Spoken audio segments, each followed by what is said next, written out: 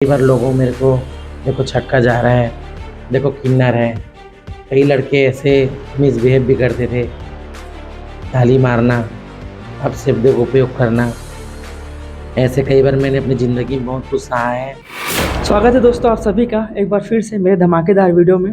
और गाइस आज का वीडियो काफ़ी अलग होने वाला है क्योंकि मैं हूँ आज आरंग में, मंदिरों की नगरी कहे जाने वाले आरंग में। और मेरे साथ हैं किन्नर समाज की हेड मिस डॉली जी, जिनके साथ मैं हूँ। और वो अपने जीवन में क्या क्या फेस की हैं, अपने जीवन के बारे में, दिनचर्या के बारे में क्या क्या इन्होंने सहा है, महसूस किया है, उसी के बारे में चर्चा करते हैं। तो स्वागत है डॉली जी आपका हमारे चैनल पर। जय श्री महाकाल। और सबसे पहले आपको धन्यवाद जो इतने दूर से हमारे अस्तित्व के बारे में पूछने आए। मैं डॉली विश्वकर्मा उर्फ किन्नर, जो आज आरंग में मेरे को रहते 15 साल हो गया। और 15 साल में कई ऐसी बार मेरी ज़िंदगी में संघर्ष हुए। पहले मैं किन्नर सोसाइटी में थी, महासमुंद से फिर बागबाहरा से फिर बसना गई। जब मैं पहली बार आरंग में आई तो मेरे कने रहने के लिए घर नहीं था, और दूसरी चीज़ कि ना मेरे कने खाने के लिए थे, ना पहनने के लिए कपड़े था।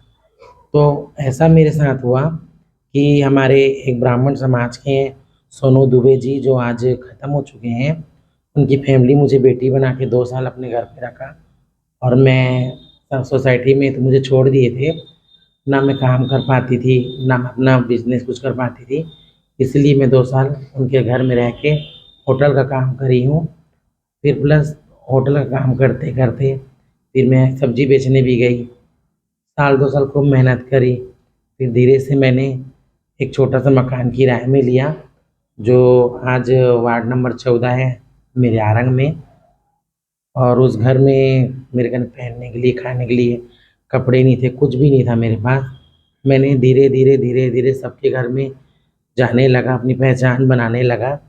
तो कई ऐसा हुआ कि कई बार लोगों मेरे को देखो छक्का जा रहा है, देखो किन्नर है। कई लड़के ऐसे मिसबिहेव भी करते थे, ताली मारना, अपशब्दों का उपयोग करना। ऐसे कई बार मैंने अपनी ज़िंदगी में बहुत कुछ सहा है। और बचपन से तो मैंने पढ़ाई भी नहीं किया। और जब मैं 10 साल की थी तब से मेरी मम्मी मुझे छोड़ दी। पापा और भाई बहन कोई नहीं थे। और मेरे रिलेशन वाले जो थे, जो मेरे अस्तित्व को देख के अपनाना नहीं चाहते थे, ना शादी, ना ब्याह, ना बच्चे, किसी चीज़ में मुझे बुलाते नहीं थे। फिर भी मैंने वो चीज़ों को छोड़ के जब मैं अपने किन्नर सोसाइटी में गई, उनको भी छोड़ी। फिर जब मैं अपने आप में संघर्ष करी जीने के लिए, तो सबसे पहले मैं वही बोलती हूँ कि आरंग वाले को धन्यवाद देती हूँ, क्योंकि इन्हीं से मेरी दिनचर्या चालू हुई है। और ऐसे ही करते करते मैंने 4-5 साल खूब मेहनत किया, और धीरे धीरे खूब आगे बढ़ने की कोशिश करी। फिर मैंने इसी बीच में एक शनिदेव की मंदिर बनाई, जिसमें हमारे मोहल्ले वाले का बहुत बड़ा सहयोग था। और आज मुझे डॉली दीदी के नाम से नहीं, शनि मंदिर वाली डॉली दीदी के नाम से जाना जाता है। क्योंकि मेरे लिए गॉड गिफ्ट इसलिए वो है, क्योंकि मेरे माँ बाप से नाम ना जुड़ के पहले शनिदेव का नाम जुड़ा, क्योंकि आज उनके नाम से मुझे जानते हैं। तो मैं डॉली दीदी आपसे एक क्वेश्चन करना चाहूँगा। आप पढ़ाई जब करने जाते थे स्कूल, तो कौन से क्लास तक आप पढ़ाई किए हैं? मैं 5वीं पढ़ी हुई हूँ। अच्छा। और एक और क्वेश्चन जनरली ये है कि आप जब किस एज में आए तो आपको पता चला कि आप समाज से थोड़े अलग हैं? कहने आपका जो हार्मोनल जो चेंज है, आपको किस उम्र में आने के बाद आपको समझ में आने लगा? मैं एक्चुअली 10 साल की थी, मैं स्कूल से ही मैं पढ़ती थी। तो स्कूल के बच्चे मुझे देख के हंसी उड़ाते थे, ताली मारते थे, मेरा मजाक उड़ाते थे। तो मुझे बहुत दुख लगता था, इसलिए मैं आगे की पढ़ाई नहीं करी। और मोहल्ले के लोग भी मुझे देखो छक्का जा रहा है, देखो महिला जा रहा है, ऐसा ताना बोली दे दे के मुझे जीने का उम्मीद ही ख़त्म हो गया था। लेकिन मैंने 10 साल की उम्र में अपने घर छोड़ दिया। एक्चुअली मैं रायपुर की ही हूँ, और मैं बाहर बहुत भटकी हूँ, बताइए ना, महासमुंद, बागबाहरा, बसना। लेकिन आज मेरी असली अस्तित्व मेरा आरंग में बना हुआ है। तो क्या आप बीच-बीच में कभी घर जाते हैं? हाँ, ऐसा हुआ कि जब मैं अच्छे होशियार होने लगी, कमाने लगी और अच्छे से रहने लगी, तो ऐसे जाती हूँ। लेकिन आज बहुत बड़ी खुशी की बात है कि आज मेरी माँ ने मेरे को अपनाया है, क्योंकि आज 3 साल से मैं आरंग में अपनी मम्मी को लेके रखी हुई हूँ। क्योंकि बेटा बन के बेटी बन के मैंने दोनों सुख सोच लिया कि माँ को देना ही है। ना मेरे पापा हैं, ना मेरे भाई हैं, ना मेरी बहन है, मेरा कोई नहीं है माँ के अलावा, इसलिए मैंने माँ को लेके अपने पास रखा हुआ है।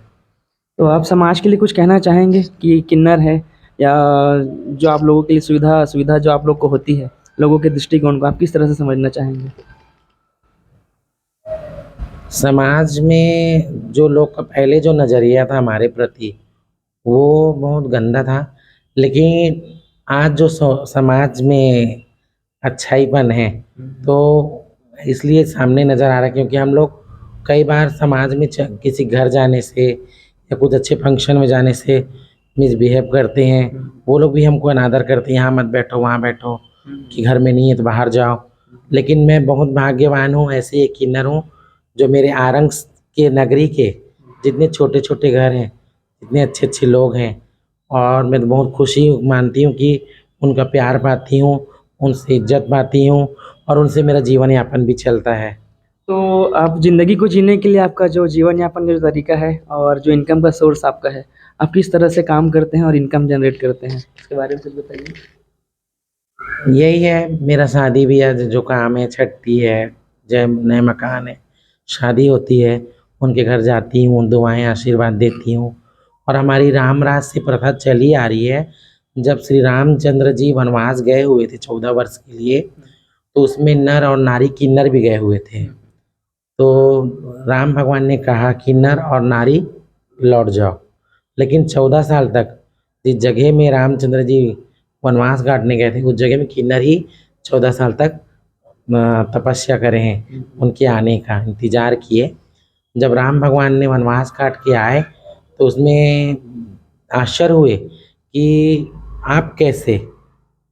तो फिर किन्नर ने बोला कि जब आपने वनवास काटने के लिए अयोध्या जा रहे थे तो उसमें आपने नर और नारी को लौट जाओ बोले, और उसलिए श्री रामचंद्र प्रभु जी हमको नहीं बोले, इसलिए हम लोग आज तक 14 साल तक आपका इंतज़ार कर रहे थे। तो इसलिए राम राज से प्रथा चली आ रहा है कि किन्नरों को उस समय से मान्यता कि भगवान ने ही दिया है कि ये लोग अच्छे घर में जाएं, अच्छे चीज़ में जाएं, इनकी दुआ आशीर्वाद लें।